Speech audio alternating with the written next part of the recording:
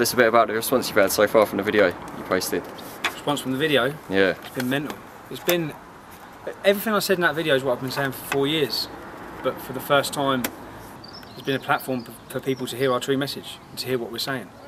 And if I'm honest, I'm quite guilty myself when I look at the last 3 or 4 years of how I've carried myself, because I drunk a lot. The last documentary I'd done, a lot of it I was drunk, and this message I'm portraying is so serious that I was doing that a lot of the time to deal with the stresses and pressures of leading the English Defence League with everything that's come with it. But as I said, I've only had a drink once on St George's Day in 9 months, so I feel like a new person. I feel so focused on what we're doing and so dedicated to what I'm doing that I think it's going to grow. So obviously your Twitter followers have almost trebled, almost quadrupled. Yeah. Why do you think that is now? Because people are hearing the true message. People are seeing that since this horrific incident in Woolwich, we're the only people, the only organisation, actually the only group that are willing to say anything, willing to say it how it is, and that are tackling it. Everyone else is pandering around it and scared of it, and I'd like to thank everyone. I'd like to thank everyone that's followed me. I'd like to thank everyone that's joined our Facebook group. I'd like to thank all the patriots that joined us yesterday in Newcastle, because I don't know if you've seen yourself, that I saw Theresa May on the news now, yeah? Everything that I said in that video, the government are addressing. It's like, and Theresa May's now saying they're going to tackle the radicalisation within prisons. This new task force, although they're lumping the English Defence League in with it, they have to, I think, to appease the Muslims again. They're always appeasing. But I don't care, we're not bothered, as long as they're tackling the issues, which it looks like now they're starting to put their arse into gear to actually start addressing the issues. But then, do we have any confidence in it still? Where's David Cameron popping pills in Ibiza? He's in Ibiza, on holiday. Our country's in terror threat. There's more Muslims getting tasered just this morning and arrested for this plot, and he's out on holiday. You couldn't make it up, man. That's mad.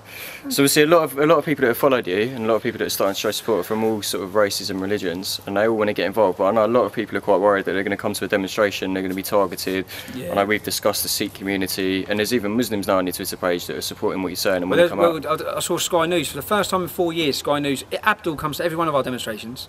He's a Muslim lad from Glasgow, yeah, the Rangers, pro-British, pro-troops, pro-Queen, exactly what we want. Yeah, he comes to all of our demonstrations.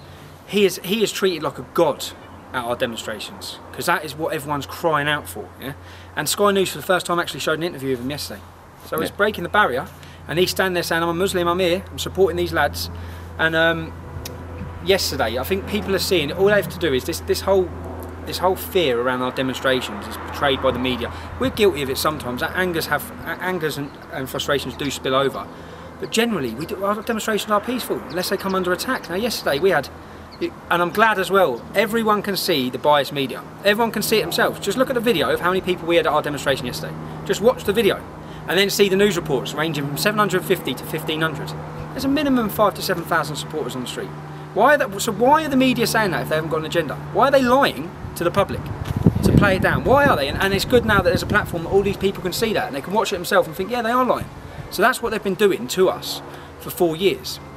Now, I want to thank everyone that, because it's not me saying it that makes anything possible, it's not the English Defence League that makes it possible, it's the presence and the support. When they see the support come in, and I've seen so many people now saying, I don't care if you call me a racist, I support what he's saying. And that's breaking taboos that haven't been broken. Everyone's walked on eggshells for 10 to 15 years, petrified of being called a racist. Now everyone's like, I don't care what you say. This is right, and we're standing for it. So it's so satisfying to see that.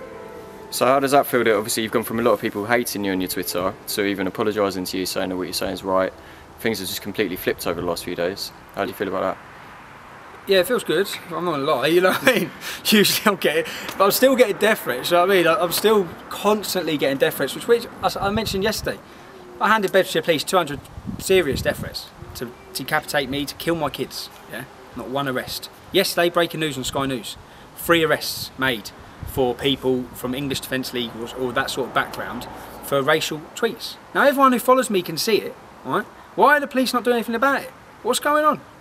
What is it going to take before they act? It's going to take someone coming around and killing me, or killing my family, or something like that before they actually do something. Because all the warning signs are there again, as they were with what's happened with Lee Rigby. All the warning signs have been there. It's a progression. It's the same with us, but maybe the police want that. Maybe they just hope someone takes us out. So everyone is thinking of coming tomorrow.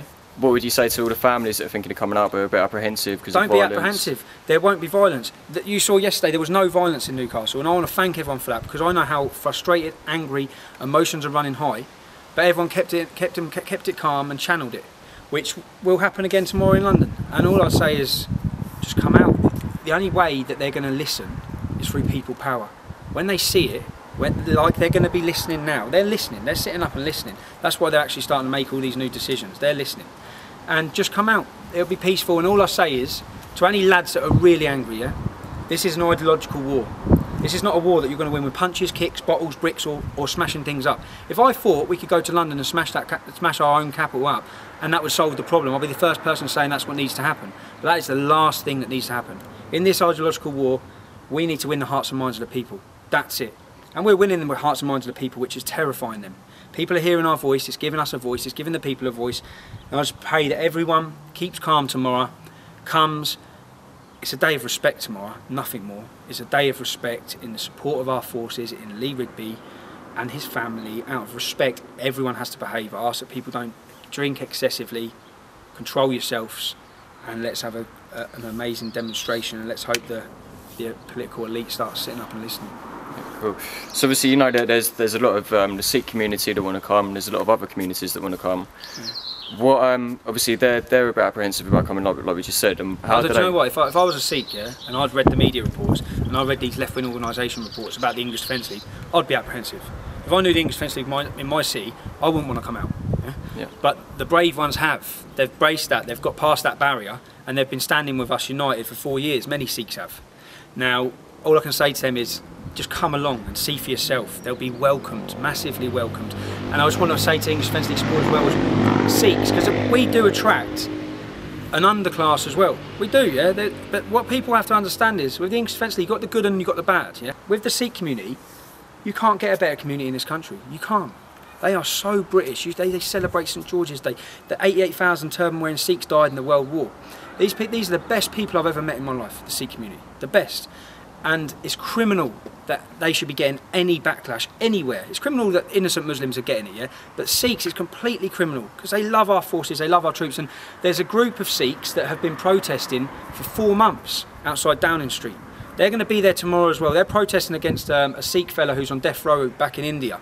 Now, they've been doing this non-stop. They've been doing it in shifts. And out of respect to them, I want everyone to understand that they were fearful. I understand their fears because of the media hype that's whipped up around it, but they've got nothing to fear. I ask everyone to show respect tomorrow across the country, show respect to the police. Most of these police are ex-forces. Do you know what I mean? So the last thing we can go down and do, or any supporters before you come think about doing, is having any sort of aggregation with British police, the Metropolitan Police Force. I'm as angry with the police as the average man because I know that there's a two-tier policing system. I know they treat our community with iron fists and theirs with kid gloves. But that's not the average copper on the ground. That's come from the political policing at the top. So just everyone have a good day, man. I think it's going to be big. And let's just get our voice across peacefully. It's the only way we'll be heard. Cool. And one last thing quickly. Obviously, we've heard that the Muslim community has been targeted massively since everything's happened. What would you say to any English Defence League supporters that are thinking of going out and causing trouble and attacking mosques and stuff like that? It's like people saying about burning the Quran. Don't burn the Quran. Read the Quran. Read it. Understand the hate, innit? One thing I want to point out as well is there's a sect in Islam called Ahmadiyya sect. They're so persecuted worldwide. If you actually start Googling and reading up about them, I've Googled, I've read so much about them, man. And it's really turned me on listening to the persecution they face. Worldwide. They're not recognised as Muslims. They're called infidels, they're not allowed to visit Mecca. They've got many mosques in this country. It's a fast-growing sect of Islam, actually, but it's only representative of 1%. That's why we have the problem. It's completely peaceful. They do tireless work in support of our troops. This is what I've found out. So it's like, and I see there was a threat, or there's supposedly been a threat against their mosque. This is where you have to realise how wrong it is, attacking any place of worship and that. They sell poppies, 20,000 poppies they sold this year. They do tireless charity work. Just Google them and have a look for yourself, and you'll see that obviously not all Muslims are bad anyway, but you'll see that this is a great sect that our government, this is a sort of sect our government should be promoting and pushing. And innocent Muslims, you know what's really, this angers me, is that in all this now, right, how has Muslims become the victims? That's why I hear we're scared. All I see on the TV is these Muslim leaders. We're scared. Our women are scared. Your women are scared. Your women are scared. Our soldiers' wives, how do you think they feel now when they're walking in the barracks? with their kids? Do you think they're looking over their shoulders? Of course they are. How do you think our troops are feeling? How do you think a parent feels with an 11-year-old daughter going to play out the park near a Muslim area with all these grooming gangs? But you're scared. We're scared every day. We're scared, but now that somehow it's been progressed that you're the victims. Your community are the victims. The biggest weapon Islam has is to cry persecution. You're scared. We're not cutting your heads off. We're not planning to blow you up. We're not raping your kids, but you're scared. It's a liberty, absolute liberty. But I will at the same time progress that you're not going to get anywhere by attacking innocent Muslims at all. It's the completely wrong thing to do. It's a moronic thing to do. Cool. So is there anything else you want to add about tomorrow and where people can find you and meet you? And tomorrow, the meeting place is Whitehall from 11:30.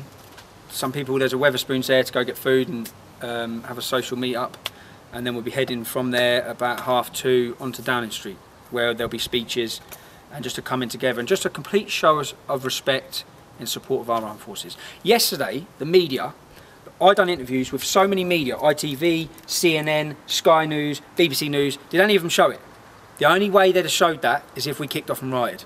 They're there waiting and praying for us to kick off. So the last thing we can do is give them what they want. Cool. God bless. I'll see you tomorrow.